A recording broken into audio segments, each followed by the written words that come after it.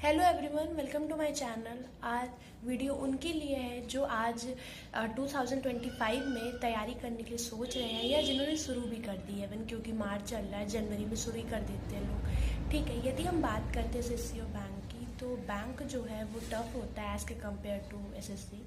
अच्छा, यदि हम एसएससी की बात करें तो जो बच्चे एसएससी की तैयारी के लिए सोच रहे हैं तो उनके लिए क्या है, बेसिक तो हर आप कोई भी फॉर्म भरते हो, यदि आप सीजीएल का फॉर्म भरते हो तो सीजीएल में ग्रेजुएशन डिग्री की ज़रूरत होती है। तो इसके लिए क्या आपको पहली बात तो ग्रेजुएशन कंप्लीट होना चाहिए। यदि हम सीएचएसएल फॉर्म की बात करें तो सीएचएसएल क्या है, 12 पास भी आप भर सकते हो। ठीक है, तो यदि हम बात करें सब्जेक्ट की तो बस सब्जेक्ट बेसिक है। ठीक है, सब में जो आते हैं, एक तो common math, reasoning, GS GK. But SSC में क्या होती है, जो जीएस जीके वो स्टैटिक होती है ज़्यादातर।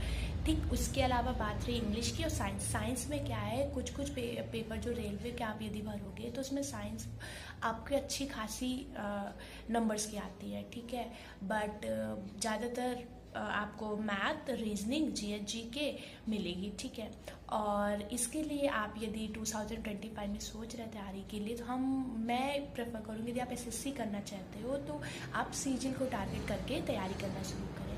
अच्छा, बात रही मैथ की, तो मैथ में क्या है कि आप उसको मान लीजिए आपको मैथ कम आती है तो आप डेली लगाइए, थोड़ा थोड़ा लगाइए। बट ये है कि आप डेली लगाइए उसको। आप ये सोचेंगे कि हम 6 महीने पहले पढ़ के सब कर लेंगे तो नहीं हो पाएगा आपका।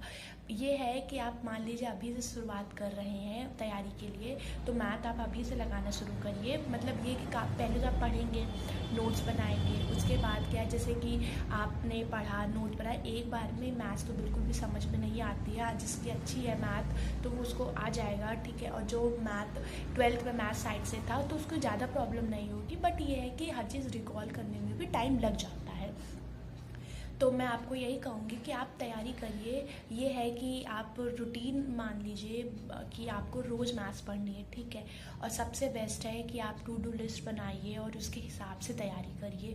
मतलब दिन पे हर दिन मान लीजिए जब घर पे तैयारी कर रहे हो तो डेली क्या क्या होता है कि बहुत काम होते हैं, घर पे भी होते हैं, आप नहीं हो पाता है चीज़ें। तो सबसे बेस्ट आप टू डू लिस्ट बनाइए, वो भी इवन एक दिन पहले बना लीजिए कि आपको क्या क्या करना है दूसरे दिन।